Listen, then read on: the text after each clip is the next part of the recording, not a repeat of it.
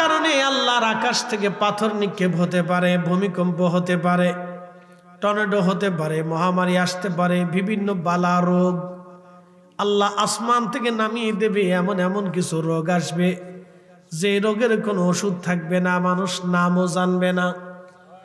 আপনি দেখেন তো, করোনা ভাইরাস আমাদের দেশে আসলো। পৃথিবীর আগেও কোনোদিন করোনা ভাইরাস ছিল না। পৃথিবীতে হঠাৎ এসে প্রায় লক্ষ লক্ষ না, প্রায় অর্ধ কোটি মানুষের জীবন কেড়ে নিয়ে গেল। কোটি কোটি মানুষ করোনায় আক্রান্ত হলো। সারা পৃথিবীতে একটা ভাইরাস দিয়ে আল্লাহ লকডাউন দিয়ে দিল। বিমান উড্ডয়ন বন্ধ হয়ে গেল, বাজার সদাই বন্ধ হয়ে গেল, গাড়ি ঘোড়া বন্ধ হলো, ট্রেন বন্ধ হয়ে গেল। কি কথা ঠিক আছে না? তাহলে নমরুদের মারার লগো আল্লাহ মশা পাঠাই দিছে। এই কথা এখন যদি বলি তো নাস্তিকরা কয় মুসলমানরা পাগল হয়েছে। কি কথা ঠিক আছে কিনা? তো নাস্তিকের জিজ্ঞেস নেই বেটা, আল্লাহ নমরুদ পিটানোর জন্য মশা দাবড়াইছে, আর তোগারে পিটানোর জন্য আল্লাহ করোনা ভাইরাস দিছে। তো 14 গোষ্ঠী ফাললি ঠেকা। কি কথা কর না কেন?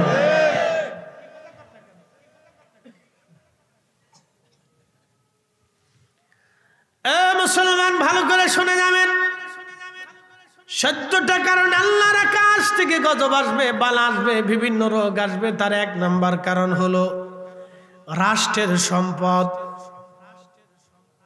কিসের সম্পদ? জোরে বলেন। অর্থ মন্ত্রণালয়ের রাষ্ট্রের যে সম্পদ, এই রাষ্ট্রের সম্পদরা রাষ্ট্রের কর্মচারী কর্মকর্তা, রাষ্ট্রের অধিকারী অধিপত্যবাদ যারা থাকবে, তারা রাষ্ট্রের সম্পদকে নিজেদের সম্পদ মনে করিয়া ভাগ বাটোয়ারা খেয়ে ফেলবে, নিজের মতো ব্যবহার করবে। ঠিক তখনই তোমরা আল্লাহর আকাশ থেকে পাথর, জমিনের ভূকম্পের জন্য তোমরা অপেক্ষা করো, দুর্ভিক্ষের জন্য অপেক্ষা করো। সাগর থেকে বিপদ ধেয়ে আসবে, আসমান থেকে বালা ধেয়ে আসবে। তাসবির দানা ছিঁড়ে গেলে যেইভাবে টপ টপ টপ টপ করে পড়ে, ওইভাবে আল্লাহর আকাশ থেকে বালা আসতে থাকবে। যখন রাষ্ট্রের সম্পদ, রাষ্ট্রের কর্মচারী কর্মকর্তারা, রাষ্ট্রীয় দায়িত্বপ্রাপ্ত ব্যক্তিরা নিজেদের মতো ভাগ বাটোয়ারা করে খেয়ে ফেলবে। এই রাষ্ট্রের সম্পদের ভিতরে রাষ্ট্রের মধ্যে কিছু মানুষ থাকে, দেখবেন অন্ধ, তারা চোখে দেখে না। রাষ্ট্রের সম্পদের মধ্যে অন্ধদের কিছু ভাগ আছে। কিছু মানুষ আছে বোবা, রাষ্ট্রের অর্থের মধ্যে বোবাদের ভাগ আছে। কিছু মানুষ আছে অসুস্থ, রাষ্ট্রের সম্পদের মধ্যে তাদের ভাগ আছে। কিছু মানুষ আছে এতিম, একেবারে দুস্থ, নিঃসঙ্গ, মিসকিন, অভাবী, রাষ্ট্রের সম্পদের মধ্যে তাদের ভাগ আছে। কিছু মানুষ দিন মজুরি, দিন আনে দিন খায়, রাষ্ট্রের সম্পদের ভিতরে তার ভাগ আছে। কিছু মানুষ আছে বিধবা, রাষ্ট্রের সম্পদের মধ্যে তার ভাগ আছে। কিছু মানুষ আছে দেখবেন বৃদ্ধ বুড়া, রাষ্ট্রের সম্পদের মধ্যে তাদের ভাগ আছে। এদের টাকা পয়সা যখন আপনি মেরে মেরে খাবেন, তখন ভাববেন কেলি কেলি আল্লাহ আপনার জন্য রহমত পাঠাবে না, খোদার গজব আসমান থেকে এদের জন্যই আসবে। কথা বলেন না কেন? কষ্ট হইতেছে দাদা? শুনে যান গজব কেমনে আসতেছে শুনে। আমি বলিনি, আমরা যার গোলাম তিনি বলছি। কথা ঠিক আছে নি? আমরা যার গোলাম, জোরে বলেন, আমরা যার তিনি বলেছে। সেই নবী বলেছে যার হাতের ইশারায় চাঁদ দ্বিখণ্ডিত হয়েছে। সেই নবী বলেছেন যার ইশারায় সূর্য উঠে গেছে। সেই নবী বলেছেন যাকে পাহাড় সালাম দিত। সেই নবী বলেছে যার সামনে গাছে এসে ছায়া দিত। উনি বলেছেন খোদার গজব আসবে, এদের কারণে ভূমিকম্প আসে। কারণ কি জানেন? এতিম, অন্ধ, দুস্থ, ল্যাংড়া, কানা, বুবা, খুরা, অসুস্থ, দিনমজুর, ভিখারি, মিসকিনের অর্থগুলি রাষ্ট্রের সাথে সম্পৃক্ত থাকে, রাষ্ট্রের অর্থ মন্ত্রণালয়ের সাথে সম্পৃক্ত থাকে। এই যে নাসিরনগর থেকে মাধবপুর পর্যন্ত যে রাস্তা, এই রাস্তায় 3 বার আসা যাওয়া প্রত্যেক দিন করলে হে বেটা তার কি রোগ হবে বলেন তো? তার মেরুদণ্ডের ব্যথার রোগ আসবে, তার হাড়ের ব্যথার রোগ আসবে। এই রাস্তা কেন ছাড়ে না? এই রাস্তাকে আমরা সারবো? হ্যাঁ, রাস্তা কে সারবে? জনপ্রতিনিধি সারবে না, রাষ্ট্র ছেড়ে দিবে। রাষ্ট্র, জনপ্রতিনিধি জাহান্নামে চলে যায়, ওটা ফাংশন না। দেশ তো রাষ্ট্রের। রাস্তা যোগাযোগ মন্ত্রণালয়ের অধীনে যারা আছে তারা এই রাস্তা ঠিক করে দেবে। এই কথা বল না কেন? এই রাস্তা তারা ঠিক করবে। তোরা যখন দুর্নীতি করবে তখন আল্লাহ বলল, আল্লাহ রসুল বলেন, তখন তোমরা শুনে রাখো গজব তোমাদের জন্য আসবে। কারণ এই রাস্তা দিয়ে অনেক অসুস্থ মানুষ যায়। কি কথা কর না কেন? অসুস্থ মানুষ যায়, গরিব মানুষ যায়, বৃদ্ধ মানুষ যায়। অনেক গর্ভবতী নারীরা যাওয়ার সময় অনেক কষ্ট পায়, অনেক যন্ত্রণা ভোগ করে। আমি নিজেই তো পাগল হয়ে গেছি দৌড়াইয়া। আমি চিন্তা করছি, আল্লাহ কোন গজবের দেশে যাইতেছি। আর আমরা চিন্তা করতেছি সৈয়দ নোমান ভাই বলতেছে, ভাই আর কত দূর? কই যে সামনেই চলে এসেছি। খুব মনোযোগ দেবেন, খোদার গজব আসবে। এর কারণে রাষ্ট্রের সম্পদ যারা চুরি করে খাবে আর আমরা যারা সমর্থন করব, এই সমর্থনের কারণেও আমাদের উপরে গজব আসবে। শুধু ওদের দোষ না, দোষ আমাদেরও আছে।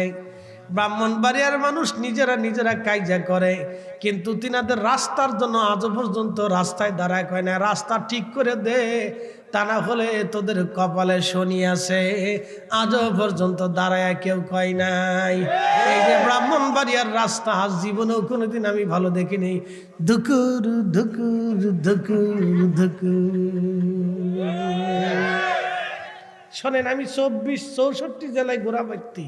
আমি খালি আপনাদের এলাকায় ওয়াজ করা হুজুর না, আমি সারা বাংলাদেশের এমন কোনো জেলা নাই যে জেলার ভাত আমার পেটের ভিতরে না ঢুকছে।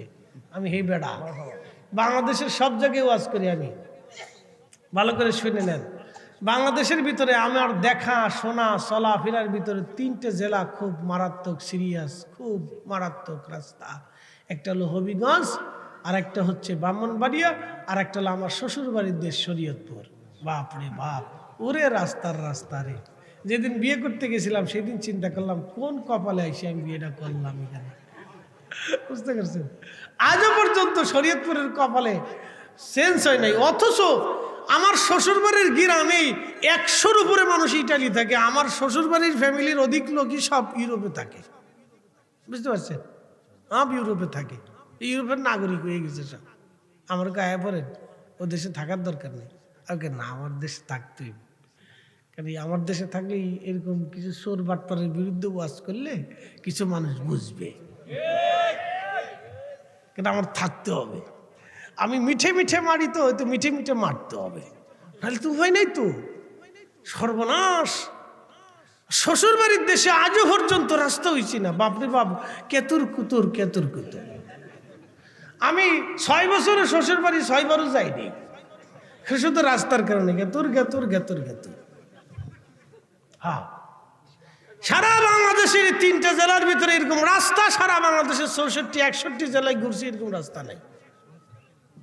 এত নিকৃষ্ট রাস্তা এই 3 জেলার মতো কোনো জেলাতে নাই।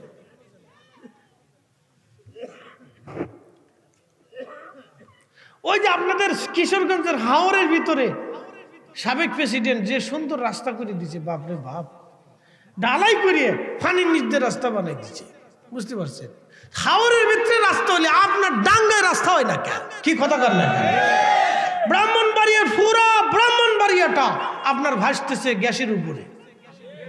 হাজার হাজার কোটি কোটি বিলিয়ন ট্রিলিয়ন কোটি টাকার গ্যাস এই দেশের সরকার বেচে, কিন্তু দেশের রাস্তা করে দেয় না।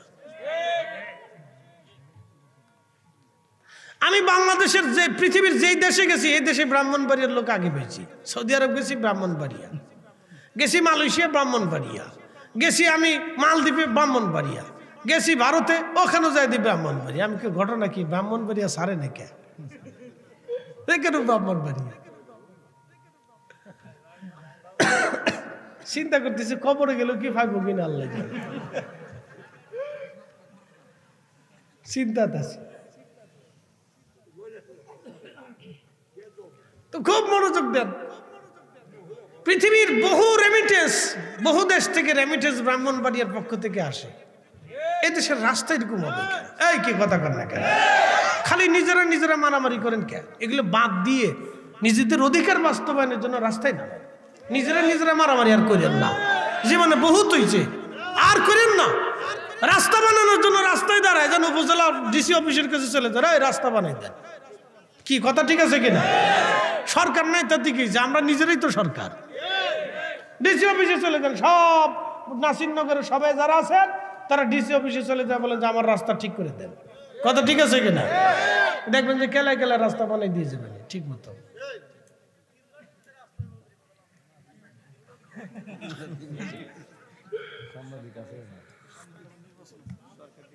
যা কইব আলহামদুলিল্লাহ। না দরকার তো, নিজেরা নিজেরা মানামারি করেন না। বহুত করছেন, বহুত করছেন, এতে পুলিশের লাভ হয়। যারা সালিশ দরবার করে ওরা লাভ করে, ওরা চোখ টিভি দেখে যাও, অসুবিধা নাই। আমি যা বলতেছি উচিত কথা বলতেছি।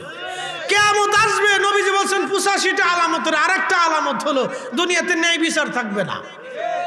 আমাদের দেশে ন্যায় বিচার নাই। ন্যায় বিচার না থাকার কারণে ভূমিকম্পে লারা দিছে না। 64,000 গ্রাম আছে, 64,000 গ্রামের ভিতরে কিছু সগলখোর